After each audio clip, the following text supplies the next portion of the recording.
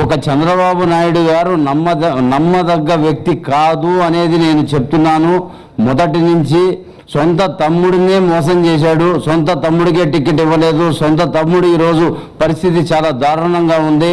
అతను ఈరోజు సొంత తమ్ముడిని గొలుసులతోటి తాళ్లతో కట్టేస్తున్నారు. నేను ఈ రోజు కాదు, నెల రోజుల నుంచి అడుగుతున్నాను, నీకు దమ్ము ధైర్యం ఉంటే నీ తమ్ముడిని తీసుకొచ్చి ప్రవేశపెట్టు, చూపించమని చెప్పి.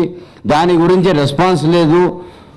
కేవలం చంద్రబాబు నాయుడు అనే వ్యక్తి కోవట్లను తయారు చేసి పక్క పార్టీలకు పంపించి వాళ్ళతోటి ఆ పార్టీలతోటి జిమ్మిక్కులు చేయించడం తెలుసు. ప్రజల్లో చంద్రబాబు నాయుడికి ఎటువంటి ఇది లేదు. కేవలం గరడీలు చేస్తూ మోసాలు చేస్తూ ఇటువంటి పనులు చేస్తూనే చంద్రబాబు నాయుడు గట్టెక్కుతున్నాడు. సొంత బలం మీద ఏ రోజు చంద్రబాబు నాయుడు గారికి గెలిచే కెపాసిటీ లేదు, గెలవలేడు. సొంత చెల్లెలు చంద్రబాబు నాయుడు గారి చెల్లెలకి తిరుపతిలో యాక్సిడెంట్ జరిగితే ఆమె ఈరోజు పరిస్థితి చాలా దారుణమైన పరిస్థితి, హాస్పిటల్లో గడుపుతుంటే హైదరాబాద్ షిఫ్ట్ చేసి హైదరాబాద్ హాస్పిటల్లో జాయిన్ చేసి ఆమెని ట్రీట్మెంట్ ఇప్పిస్తున్నాం. ఈరోజు గత 12 రోజుల నుంచి ఈరోజు దాకా చంద్రబాబు నాయుడు గారు కానీ ఆయన కొడుకు కానీ ఆయన భార్య కానీ సొంత చెల్లెల్ని పలకరించే పరిస్థితి లేదు. ఒక ఫోన్ కూడా చేయలేదు.